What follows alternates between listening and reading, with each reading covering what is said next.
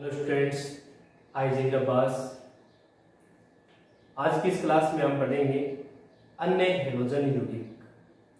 अन्य हेलोजन यौगिक में 3 टॉपिक अपन को पढ़ने हैं। तीनों के नाम इस प्रकार से हैं: DDT, BHC और फ्रेऑन। सबसे पहले जो अपन पढ़ रहे हैं वो टॉपिक है DDT। DDT की फुल फॉर्म पैरा पैराडेस डाइक्लोरो डाइफेनिल ट्राइक्लोरो एथेन होती है। DDT इसकी फुल फॉर्म लिखी है अपने पैरा पैराडेस dichloro diphenyl trichloro ethane. Para पैराडेस दोनों पैरा स्थितियां हैं, डिफरेंस करने के लिए अपने डेस लगाया हुआ कि है दोनों पैरा स्थितियां हैं। तो पैरा पैराडेस डाइक्लोरो डाइफेनिल ट्राइक्लोरो एथेन। इससे 4 प्रकार के क्वेश्चन हो सकते हैं। सबसे पहला क्वेश्चन DDT की फुल फॉर्म लिखिए, लिखा अपन ने। दूसरा क्वेश्चन DDT का संरचना सूत्र लिखिए, करेंगे। DDT निर्माण की विधि और उसके बाद में DDT का उपयोग। इसका संरचना सूत्र अपन देखें तो देखेंगे इस प्रकार से। संरचना सूत्र बनाने के लिए आपको सबसे पहले इसकी फुल फॉर्म आनी चाहिए और फुल फॉर्म में अपन उसका एक शब्द काम में लेंगे। जब भी अपन नाम से सूत्र लिखते हैं तो मुख्य शब्द को देखते हैं। मुख्य शब्द अपना यहाँ एक, और एक का मतलब कितने कार्बन है? 2 कार्बन। तो सबसे पहले अपन यहाँ 2 कार्बन लिखते हैं। फिर इधर से स्टार्ट करेंगे आप। ट्राइक्लोरो मतलब 3 क्लोरीन। वो तीनों क्लोरीन किसी एक कार्बन के साथ जोड़ना चाहिए। इसके साथ जोड़ना चाहिए, इसके साथ। हम तीनों क्लोरीन इसके साथ जोड़ रहे हैं, ट्राइक्लोरो। दूसरा डाइफेनिल का मतलब अपने पास यहाँ क्या है? 2 बेंजीन वल्ले जोड़नी है। अब इस कार्बन के साथ जोड़ नहीं सकते, इसके साथ जोड़ेंगे अपन। ये 2 फेनिल अपन जोड़ देंगे। ये फेनिल आप नीचे की तरफ भी जोड़ सकते हैं। डाइक्लोरो, अब 2 क्लोरीन जोड़ने कौन कौन सी स्थितियों पे? पैरा पैरा स्थितियों पे। तो ये इसकी सामने वाली स्थिति कौन सी है?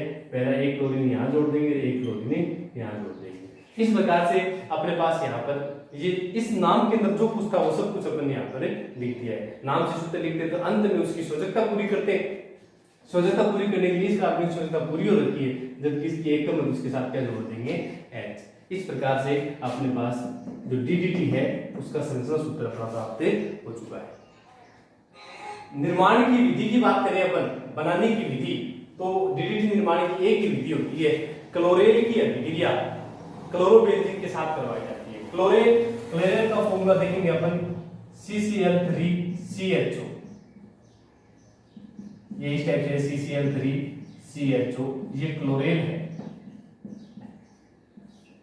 क्लोरेल की अभिक्रिया क्लोरोबेंजीन के साथ करवाई जाती है। क्लोरोबेंजीन के आपको 2 अणु लेने पड़ेंगे।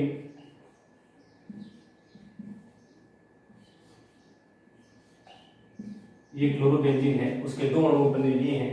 उपस्थिति लेनी पड़ेगी आपको सांद्र H+O4। सांद्र H+O4 एक निर्जलीय कारक है, और निर्जलीय कारक का मतलब है सांद्र H+O4 की उपस्थिति में हमेशा जल का निष्कासन होता है। तो क्लोरीन CCl3CHO एल्डिहाइड इस प्रकार से लिखा जा सकता है कि अभिक्रिया अपने क्लोरोबेंजीन के 2 अणुओं के साथ करवाते हैं। तो क्लोरोबेंजीन की पैरा स्थिति पर हाइड्रोजन, सब जगह पे है हाइड्रोजन, तो पैरा स्थिति वाले हाइड्रोजन काम आएंगे। और निर्जलीय कारक है तो जल का अणु क्या हो जाएगा? बाहर निकल जाएगा। इसके 2 H, इसका क्या O, -H2O। अब देखो CCl3 है, CCl3 के साथ कितने CH जोड़ रहे हैं? फिर आगे क्या है? CH, यहाँ पर भी क्या है? CH। इसके अपने पास 2 बंध जुटे हैं। एक बंध तो बनेगा इस बल्ले के साथ, एक बंध बनेगा इस बल्ले के साथ। दोनों अपन जोड़ देंगे, किसका निर्माण हो जाएगा? DDT का। तो DDT की फुल फॉर्म होगी क्लोरीन के लिए क्लोरोबेंजीन के साथ करवाते हैं तो सांद्र H+O4 की उपस्थिति में तो DDT बन जाता है। इसका संरचना सूत्र है, और इसका उपयोग है वो कीटनाशक के रूप में किया जाता है। DDT का उपयोग है वो किसके रूप में करते हैं? अपन कीटनाशक के रूप में करते हैं। ये अपना टॉपिक था DDT। सेकेंड टॉपिक अपना है BSC। BSC का मतलब है, फुल फॉर्म लिख रहे हैं अपन, बेंजीन हेक्सा क्लोराइड। BSC की फुल फॉर्म है benzene hexa chloride. Benzene hexa chloride का निर्माण अपन बेंजीन की अभिक्रिया क्लोरीन के साथ सूर्य के प्रकाश की उपस्थिति में करवाकर कर सकते हैं। तो बेंजीन की अभिक्रिया, ये बेंजीन की अभिक्रिया क्लोरीन के साथ सूर्य की प्रकाश की उपस्थिति, ध्यान दें, बेंजीन की अभिक्रिया क्लोरीन के साथ जब करवाते हैं FeCl3 की उपस्थिति में, तो क्लोरीनीकरण अभिक्रिया होती है, क्लोरीनीकरण अभिक्रिया, और उसमें हाइड्रोजन की जगह क्लोरीन जुड़ता है। लेकिन यहाँ उपस्थिति क्या है, सूर्य का प्रकाश। सूर्य के प्रकाश की उपस्थिति में यहाँ क्लोरीन के 3 अणु प्रयुक्त होंगे, 3 अणु काम में आएंगे, और बेंजीन का जो तीनों डबल बॉन्ड है उसको हटा करके, उसको तोड़ते हुए अपन क्या जोड़ेंगे, क्लोरीन जोड़ेंगे। ये डबल बॉन्ड जैसे हटेगा, यहाँ क्लोरीन जुड़ जाएंगे दोनों साइडों में, यहाँ जुड़ेगा तो ये जुड़ जाएंगे, इधर से सब जगह से जुड़ जाएंगे। तो इस प्रकार से यहाँ द्विबंधु सारे हट जाएंगे और हर एक कार्बन पर क्या आ जाएगा, क्लोरीन आ जाएगा। युगात्मक अभिक्रिया हुई है, मतलब ये डबल बॉन्ड तोड़कर आप क्लोरीन जोड़ देंगे। ये जो अपने पास बड़ा है उसका नाम है BSC, बेंजीन हेक्सा क्लोराइड। इसमें कितने क्लोरीन है, 6 है, बेंजीन से बना है, इसलिए इसका नाम हो गया बेंजीन हेक्सा क्लोराइड। बेंजीन का अणु सूत्र हम जानते हैं C6H6 होता है। तो यहां से यहां गए हैं तो कोई परमाणु, कोई तत्व है, कोई समूह बाहर नहीं निकला है, ऐड हो गए क्लोरीन, कितने, 6। तो इसका अणु सूत्र इस प्रकार से लिख सकते हो आप, C6H6Cl6, ये BSC का है। इसका IUPAC नेम की बात करें अपन, IUPAC नेम इसका क्या होगा, ये अपने पास लिखा है, इसमें क्लोरीन 6, कहीं से भी आप नंबरिंग स्टार्ट कर सकते हैं। लिखना पड़ेगा इस प्रकार से 1 2 3 4 5 6, 6 के लिए हेक्सा, Cl के लिए क्लोरो, 1 2 3 4 5 6 हेक्सा क्लोरो। अब बेंजीन नहीं है क्योंकि इसमें अल्टरनेट ऑर्डर में डबल बॉन्ड नहीं है, ये साइक्लोहेक्सेन है, तो आगे नाम हो जाएगा साइक्लोहेक्सेन। तो BSC बेंजीन हेक्साक्लोराइड इसका साधारण नाम, 1 2 3 4 5 6 हेक्साक्लोरोसाइक्लोहेक्सेन इसका क्या है, IUPAC नाम।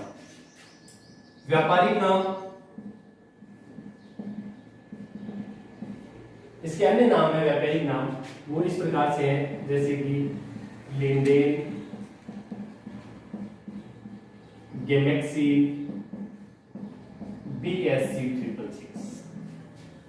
मतलब ये है कि मार्केट में ये जो BSC है वो इन नामों से आपको मिल सकता है, लिंडेन है, गेमेक्सिन है, BSC666, ऐसे कुछ हो सकता है। जेमिक जो BSC है उसके व्यापारिक नाम बताओ, अगर कोई एक नाम लिखो तो इस प्रकार से। IUPAC नाम ये है, अणु सूत्र आपके सामने लिखा हुआ है, संचार सूत्र ये है, बनाने की विधि बेंजीन के अभिक्रिया क्लोरीन के साथ सूर्य के प्रकाश की उपस्थिति, ध्यान देंगे। यहाँ अगर FeCl3 ले लेंगे तो क्लोरोबेंजीन बनेगा, BSC नहीं बनेगा। फिर BHC मतलब बेंजीन हेक्सा क्लोराइड अनेक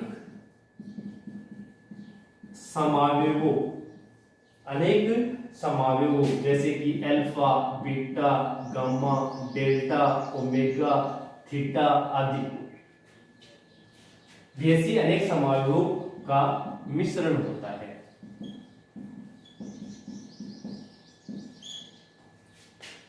समावेव का मतलब ऐसी होगी जिसके अणु सूत्र समान होते हैं, संरचनाएं भिन्न भिन्न होती है, वो समावेव होते हैं। तो ये BSC है, उसके अलग अलग रूप हैं, alpha, beta, gamma, delta, omega, theta के रूप में ये पाया जाता है। BSC का गामा समावेव सर्वाधिक क्रियाशील होता है क्योंकि इसका आकार छोटा होता है। तो इससे ये भी क्वेश्चन हो सकता है कि BSE के उस समावेश का नाम बताइए जो सर्वाधिक क्रियाशील होता है। तो सर्वाधिक क्रियाशील अपने पास कौन सा समावेश हुआ है? गामा समावेश हुआ है, गामा समावेश। और इसके लिए क्या लिखा है? BSE का गामा समावेश सर्वाधिक क्रियाशील है क्योंकि इसका आकार क्या होता है? छोटा। तो क्रियाशीलता मतलब छोटा आकार होगा तो क्रियाशीलता ज्यादा होगी। इसका उपयोग भी किसके रूप में किया जाता है? कीटनाशक के रूप में किया जाता है। यह एक प्रभावी कीटनाशक होता है। प्रभावी कीटनाशक अपने पास ये है। तो BSE का उपयोग किसके रूप में किया जाता है? कीटनाशक के रूप में किया जाता है। फुल फॉर्म हो गई, बनाने की विधि हो गई, संरचना सूत्र हो गया, अणु सूत्र हो गया, IUPAC नाम हो गया, व्यावहारिक नाम हो गए इसके, उसके बाद में इनके समावेश हो गए, समावेश में से ज्यादा क्रियाशील क्या है वो हो गया, और उसका उपयोग हो गया प्रभावी कीटनाशक के रूप में। नेक्स्ट है टॉपिक अपना फ्रियोन। फ्रियोन का मतलब क्या होता है? एल्केन के क्लोरोफ्लोरो व्युत्पन्न, एल्केन के क्लोरोफ्लोरो व्युत्पन्न फ्रियोन कहलाते हैं। और एल्केन में सामान्यतः अपन दो लेंगे, मेथेन और क्या? एथेन। तो यहां डेफिनेशन लिखी हुई है, मेथेन व एथेन के क्लोरोफ्लोरो व्युत्पन्न फ्रियोन कहलाते हैं। फ्रियोन, मेथेन व एथेन के क्लोरोफ्लोरो व्युत्पन्न फ्रियोन कहलाते हैं। इन्हें CFC भी कहते हैं। सुना होगा आप लोगों ने नाम क्लोरोफ्लोरोकार्बन। वो क्लोरोफ्लोरोकार्बन ही क्या होते हैं? फ्रियोन होते हैं। तो जब जब फ्रियोन होगा उसमें क्लोरीन होगा, फ्लोरीन होगा और कार्बन होगा।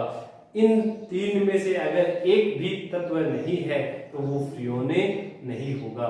तो फ्रियोन है मेथेन व एथेन के क्लोरोफ्लोरो व्युत्पन्न। फ्रियोन का नाम कैसे लिखा जाता है?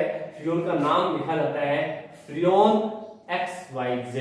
फ्रियोन तो लिखना है XYZ। आपको कैसे पता चलेगा कि फ्रियोन है? तो फ्रियोन होने के लिए उसमें कार्बन होगा, उसमें क्लोरीन होगा और क्या होगा? फ्लोरीन होगा। यहाँ XYZ तीन शब्द आए, उसका मतलब क्या है? X बराबर कार्बन परमाणुओं की संख्या -1, Y बराबर हाइड्रोजन परमाणुओं की संख्या +1, Z बराबर फ्लोरीन परमाणुओं की संख्या। X बराबर, X का मतलब अपने लिया है कार्बन -1, मतलब कार्बन परमाणुओं की जितनी भी संख्या है उससे एक कम। Y बराबर हाइड्रोजन परमाणुओं की संख्या +1 और Z बराबर फ्लोरीन परमाणुओं की संख्या। हिंट अपने लिखा है, ये हिंट है, इससे इजी तरीका नहीं है फ्रियोन का नाम से सूत्र लिखना। नाम से सूत्र लिखना, सूत्र से नाम तो लिख देंगे अपन, नाम से सूत्र लिखना। क्या लिखा अपन ने? हिंट, यदि फ्रियोन में संख्या 2 हो, फ्रियोन में संख्या का मतलब देखें, जैसे यहां लिखा हुआ है फ्रियोन 12, फ्रियोन 11, फ्रियोन 13, तो इसमें संख्या 2 है और यहाँ 111, 113, इसमें संख्या कितनी है? 3 है। तो यदि फ्रियोन में संख्या 2 हो तो कार्बन 1 होगा और एक कार्बन की संयोजकता कितनी होती है? 4, तथा उसकी संयोजकता 4 होती है। इसी प्रकार यदि संख्या 3 हो, संख्या 3 हो तो कार्बन 2 होंगे और उनकी संयोजकता कितनी होगी? 6। वैसे कार्बन 1 की संयोजकता 4 होती है तो 2 की कितनी होगी? 8 होती है। लेकिन यहाँ कार्बन के बीच में बंध पाए जाने के कारण यहाँ एक कार्बन की कितनी संयोजकता बाकी रहती है? 3 बाकी रह जाती है। तो कुल मिला के जब 2 कार्बन होंगे फ्रियोन में तो उनकी संयोजकता कितनी करनी होगी आपको? 6। मतलब उसमें क्लोरीन और फ्लोरीन परमाणु की संख्या कुल मिला के कितनी होनी चाहिए? 6 होनी चाहिए। जबकि जो 2 संख्या वाला है उसके अंदर अपने पास कुल मिला के क्लोरीन और फ्लोरीन परमाणु की संख्या कितनी होनी चाहिए? 4 होनी चाहिए। ये एग्जांपल देखिए आप, CCl3F, कार्बन है, क्लोरीन है, फ्लोरीन है, कार्बन, क्लोरीन और फ्लोरीन, तो क्या हो गया ये? Freon, right? फ्रियोन। अब देखेंगे कार्बन कितना है इसमें? 1। तो कार्बन 1 है तो इसको इस प्रकार से समझेंगे अपन, फ्रियोन का नाम लिखते हैं तो XYZ काम में लेते हैं, XYZ, X, Y और Z। X मतलब कार्बन परमाणुओं की संख्या -1, तो इसमें कितना कार्बन है? 1 है, तो 1 - 1 बराबर है 0। हाइड्रोजन +1 बराबर Y होता है, तो हाइड्रोजन +1, इसमें कोई हाइड्रोजन नहीं है तो 0 + 1 = 1। y का मान हमेशा 1 आएगा, क्योंकि फ्रियोन के अंदर हाइड्रोजन आपको मिलेंगे नहीं, तो 0+1 हमेशा y का मान 1 आएगा। लास्ट में z जो अपने पास है वो क्या है, फ्लोरीन परमाणु की संख्या। तो इसमें फ्लोरीन कितना है, 1 है, तो फ्लोरीन 1 लिख दिया। तो फ्रियोन तो इसलिए क्योंकि कार्बन, क्लोरीन और फ्लोरीन है, और फिर अपना लास्ट के अंदर अपने क्या कर दिया 11 क्यों लिखा है, क्योंकि इसमें ये संख्या 0 1 1 को क्या लिखा अपने 11। इसी प्रकार से CCl12 का बताएं आप, कार्बन 1 तो 0, हाइड्रोजन नहीं है तो हमेशा मान कितना आएगा 1, फ्लोरीन कितनी 2, तो फ्रियोन 12, और इसमें फ्रियोन क्या हो गया 13। नेक्स्ट C2Cl5F,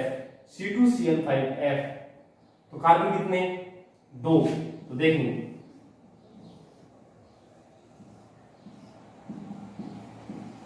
2 कार्बन है तो 2 - 1, x का मान 1, y का मान हमेशा 1 होता ही है, 0+1, और इसमें f कितना है 1 है, तीनों 1 है, तो लिख दिया फ्रियोन 111।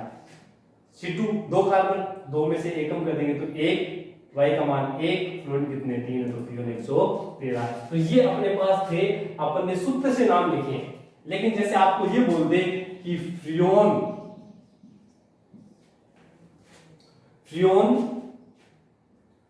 112 का सूत्र लिखना आप लोग, फ्रियोन 112 का, तो फ्रियोन 112 का सूत्र लिखेंगे। सूत्र लिखने के लिए आपको ये हिंट काम लेना पड़ेगा, क्या लिखा है इसमें, संख्या कितनी 3, तो ये पॉइंट ध्यान दें, यदि संख्या 3 हो तो कार्बन कितने होंगे 2।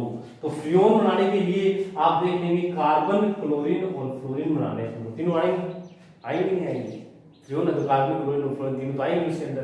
तो यदि संख्या 3 हो तो कार्बन कितने होंगे 2, तो कार्बन कर देते हैं 2, तथा उसकी संयोजकता 6 होती है, संयोजकता पूरी 6 करनी है, मतलब क्लोरीन और फ्लोरीन परमाणु को मिलाकर के 6 करने हैं अपन को। तो लास्ट जो संख्या होती है वो किसकी होती है, फ्लोरीन की। तो फ्लोरीन कितने इसके अंदर है 2, फ्लोरीन कितने इसके अंदर है 2। तो अब 2 फ्लोरीन हो गए तो फ्लोरीन कितने बच गए, 6 करने के लिए 4 बच गए, तो फ्लोरीन कितने कर देंगे 4, C2Cl4F।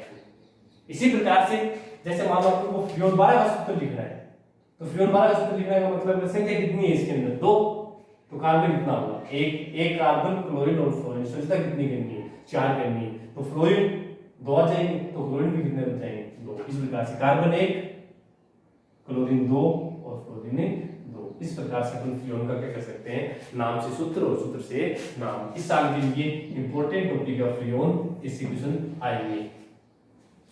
फिर फ्रियोन निर्माण की जो विधि है वो इस प्रकार से है, CCl4 मतलब कार्बन टेट्राक्लोराइड और C2Cl6 कार्बन टेट्राक्लोराइड और C2Cl6 का मतलब है हेक्साक्लोरोएथेन की अभिक्रिया HF के साथ, ये अभिक्रिया HF के साथ SbCl5 उत्प्रेरक की उपस्थिति में करवाते हैं, तो फ्रियोन का निर्माण होता है। कार्बन टेट्राक्लोराइड और हेक्साक्लोरोएथेन से अपन फ्रियोन का निर्माण कर सकते हैं। HF के साथ अभिक्रिया करवाएंगे, HF का H और इसका एक Cl आप हटा देंगे, क्या HCl, तो फिर क्या बच गया अपना इधर CCl3F, एक क्लोरीन की जगह F जोड़ दिया, CCl3F क्या नाम होगा, फ्रियोन है। फिर इसमें कार्बन संख्या 1 है तो इसका मतलब 0 आएगा, वो x का मान, y हमेशा 1 होता है, फ्लोरीन 1 है, तो फ्रियोन 11 बनाएंगे, फ्रियोन 11। इसमें 2H है, 2HF, तो 2 C हटा देंगे तो बनेगा अपना C2Cl4F2 प्लस 2HCl। C2Cl4F2 का नाम फ्रियोन 112, फ्रियोन 112, 2 - 1 1, y का मान हमेशा 1, फ्लोरीन 2, तो ये आपके पास 2HCl बन जाएंगे और फ्रियोन बनेगा। तो इस प्रकार से फ्रियोन की डेफिनेशन, फ्रियोन का नाम, फ्रियोन XYZ होता है, X का मतलब कार्बन -1, Y का मतलब हाइड्रोजन +1 जिसका मान हमेशा 1 होता है, और Z बराबर फ्लोरीन परमाणुओं की संख्या। नाम सूत्र लिख देंगे, किस प्रकार से लिखें, हिंट आप याद कर लेंगे, नाम से सूत्र लिखना हो, सूत्र से नाम लिखना हो, दोनों ही कंडीशन अपन ने बता दी है। अगर सूत्र देके नाम पूछे तो XYZ वाला फॉर्मूला काम में लेना है, अगर नाम से सूत्र पूछे तो आपको ये फिर हिंट काम में लेनी। फिर नेक्स्ट में इसके अंदर चैप्टर में लास्ट में ये जो अपना हेलोजन वाला चैप्टर चल रहा है, चैप्टर नंबर 10 हेलोजन व्युत्पन्न, इसका जो लास्ट अपने पास पॉइंट है वो आपको देखना है कि डीडीटी, बीएससी और फ्रियोन का पर्यावरण पर प्रभाव।